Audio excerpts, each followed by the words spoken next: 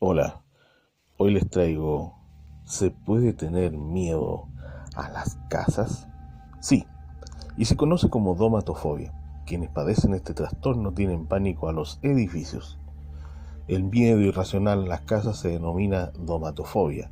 Se trata de un temor limitante que impide a quienes lo padecen quedarse a solas dentro de un edificio o incluso simplemente entrar en él. No se debe confundir con la aprehensión por los espacios cerrados que se llama claustrofobia, ya que los que sufren domatofobia temen a la casa en cuanto a ente, no a sentirse cerrados o encerrados en determinadas estancias de tamaño reducido. Es un tipo de pánico o fobia del que se habla muy poco, aunque desde sus inicios la literatura de terror como La caída de la casa Usher de Edgar Allan Poe y muchos relatos de Lovecraft se ha ocupado de este inquietante desasosiego ante ciertos edificios.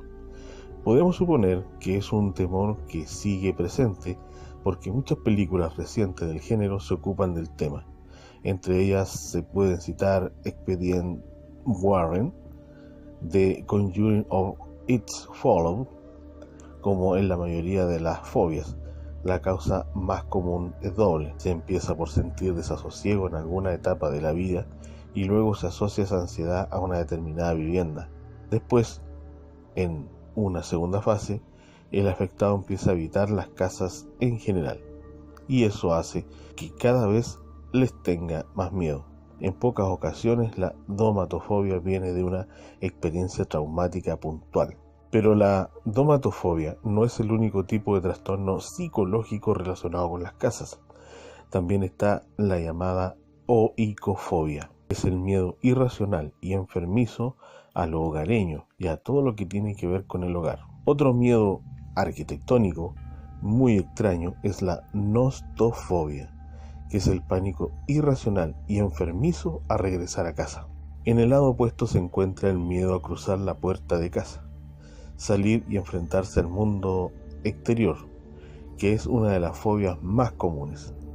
Este es un terror asociado a la ansiedad. Se conoce como agorafobia y se manifiesta mediante recurrentes ataques de pánico cuando el individuo que lo padece se ve expuesto a todo aquello que teme, es decir, al mundo exterior. Generalmente va acompañada del miedo a las multitudes, a los puentes o a estar solo en espacios exteriores. La raíz de todos estos miedos deriva de la inseguridad de no poder controlar una situación que tememos. Cuando salimos a la calle podemos controlar nuestro comportamiento, pero es imposible tener el control sobre todos los demás elementos que nos rodean, como el tráfico, el resto de los viandantes o los factores ambientales o climatológicos, entre otras cosas. Todas estas situaciones pueden añadir un temor extra a quien ya de por sí padece un miedo patológico o un trastorno de ansiedad.